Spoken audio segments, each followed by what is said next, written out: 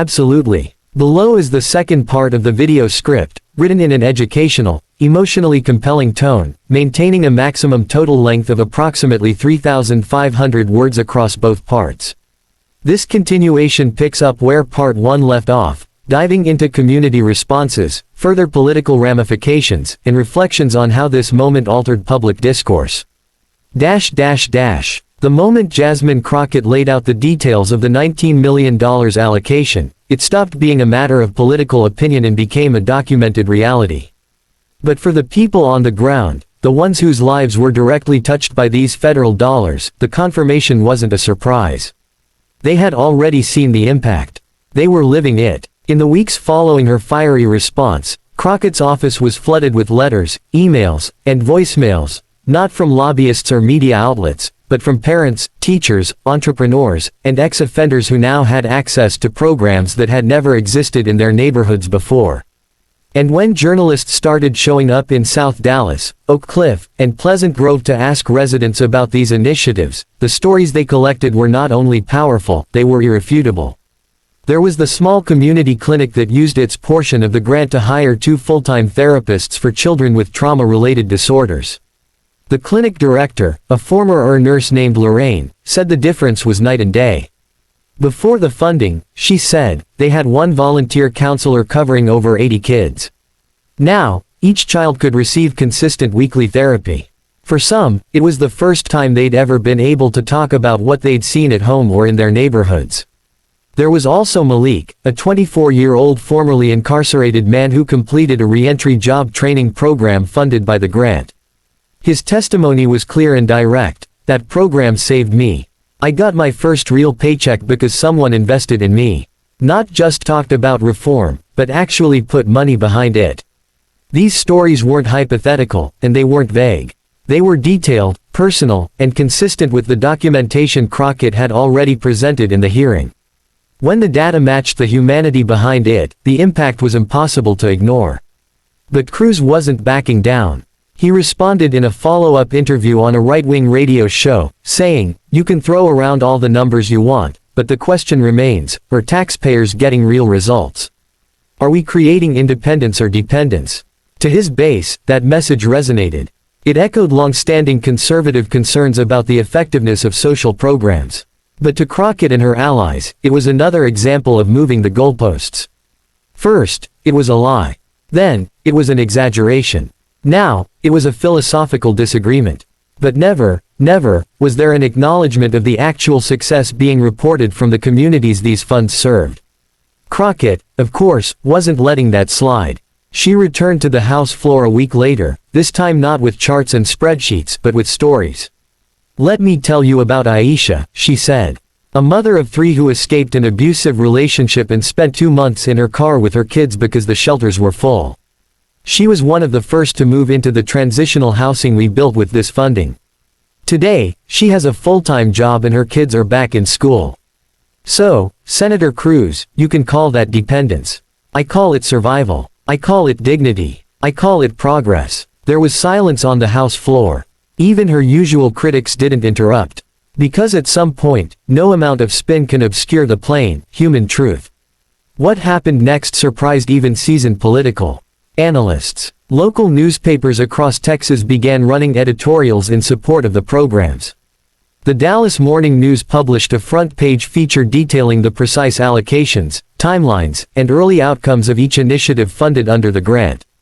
The piece included interviews with city officials who confirmed the accuracy of Crockett's statements and praised her for her transparency and diligence. Then came the public forums.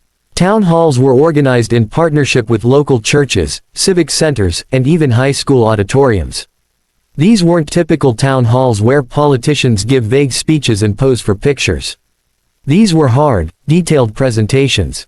Crockett and her staff stood in front of constituents with printed line-item budgets, impact assessments, and audit summaries. They answered every question. They welcomed every critique. And each time, the story became clearer. The money was real, the programs were working, and the community felt seen in a way they hadn't for decades. Still, in Washington, the clash continued. Other Republican lawmakers began echoing Cruz's skepticism. Representative Lauren Boebert questioned the real-world impact, of what she called woke welfare experiments. Senator Josh Hawley accused Democrats of using federal funds to buy votes in poor districts. And once again, Crockett found herself at the center of a larger ideological war, one where race, class, and the role of government were all colliding. But this time, she wasn't alone. Progressives like Alexandria Ocasio-Cortez and Ayanna Pressley came to her defense. So did moderates like Rep. Colin Allred, who highlighted the bipartisan support behind the initial funding packages. Even some Republicans, including a Texas mayor whose city indirectly benefited from the mental health funding, broke ranks to confirm the program's validity. The broader impact was clear. This wasn't just about defending one representative's reputation. It was about challenging the narrative that investment in underserved communities is inherently wasteful or politically motivated. What Crockett had done, intentionally or not, was flip the script. She had used data, storytelling, and sheer tenacity to dismantle a falsehood not just about one district, but about the very idea of what government is capable of when it listens to the people. And while Cruz didn't apologize, he noticeably stopped referencing the issue in public appearances. The original tweet remained up, but there were no follow-up statements, no debates, no counter-documents. It was as if the political fire he tried to ignite had burned out before it ever took hold. Behind the scenes, though, the confrontation had lasting effects. Crockett's profile skyrocketed. She was invited to speak on major Sunday shows, featured in Politico and The Washington Post, and approached by multiple organizations encouraging her to consider a Senate run. While she didn't confirm any future ambitions, her influence within the House Democratic caucus grew significantly. Meanwhile, the communities she represented began organizing in ways they hadn't before. Neighborhood associations launched monitoring committees to track the continued use of federal funds. Local high school students organized mental health advocacy clubs. Small business owners joined regional coalitions to lobby for future rounds of funding. In many ways, the $19 million wasn't just a grant. It was a catalyst. It created jobs. It saved homes. It brought people together who had never sat at the same table before. And it shattered the myth that communities like South Dallas can't manage large-scale funding effectively. That myth, that poor, predominantly black and brown communities are inherently untrustworthy with government resources, is an old one. It's been used for decades to justify disinvestment, redlining, and discriminatory policy. But Crockett's receipts were more than just numbers. They were a weapon against that narrative.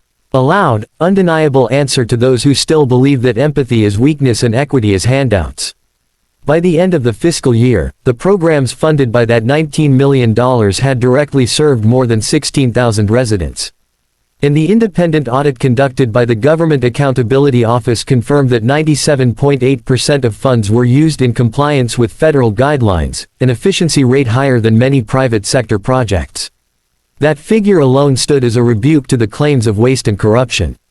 It wasn't just about defending a number, it was about reclaiming faith in what government can do when driven by truth and accountability. For Crockett, the moment was deeply personal. In a sit-down interview months later, she reflected on the experience. "I'm not in Congress to win arguments," she said. "I'm here because my community deserves to be heard, to be fought for, and to be believed. If standing up to Ted Cruz is what it takes to make sure we don't get erased again, then so be it." Her words resonated far beyond her district. In college classrooms, students debated the exchange as a modern case study in civic engagement. In churches, ministers cited her speech as an example of righteous advocacy. And in households across America, people saw a glimpse of what it means when a representative truly represents. This story isn't over. The battle for federal funding in underserved areas continues. The ideological war between small government and equitable investment rages on. And voices like Ted Cruz's will always have a platform. But what changed, because of Jasmine Crockett, was the certainty that someone would push back. That when misinformation is weaponized, there will be someone standing there with the truth in hand, ready to fight for every line in the budget that means one more child gets a meal, one more mother finds shelter, one more person gets a second chance. The $19 million wasn't a myth. It was a milestone. And in an age where political theater often overshadows policy, Jasmine Crockett reminded us that receipts speak louder than rhetoric. So the next time someone tells you it's all just lies in politics, tell them about the grants. Tell them about the audits. Tell them about Aisha. Tell them about Malik. Tell them about the $19 million in proof.